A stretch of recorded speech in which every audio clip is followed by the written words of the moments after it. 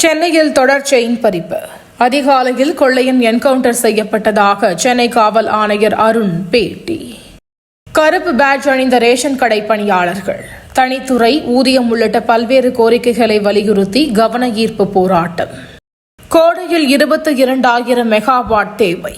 அமைச்சர் செந்தில் பாலாஜி பேட்டி. மக்கள் பிரச்சனையை பேசதான் அமித்ஷாவை சந்தித்தேன். எடப்பாடி பழனிசாமி கருத்து.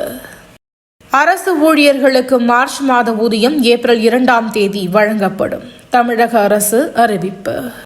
திருச்செந்தூர் திருப்பதிக்கு இணையாக மாறும். அமைச்சர் சேகர் பாபு உறுதி. எங்களை எல்லாம் ஆளாக்கிய அம்மாவை என்றும் மறக்க மாட்டோம். SP வேலுமணி உருக்கம். மார்பகங்களை பிடிப்பது வல்லுறவு முயற்சியாகாது.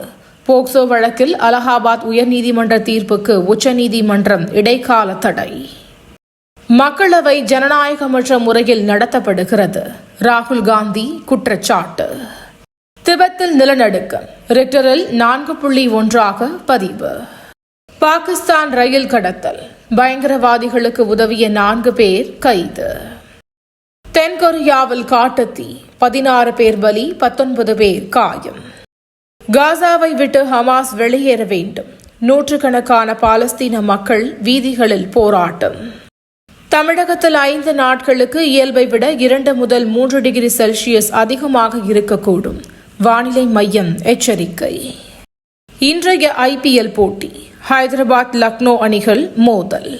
தினந்தோறும் காலை தலைப்புச் செய்திகளை உடனுக்குடன் தெரிந்து கொள்ள வணக்கம் இந்தியா நியூஸுடன் இணைந்திருங்கள்.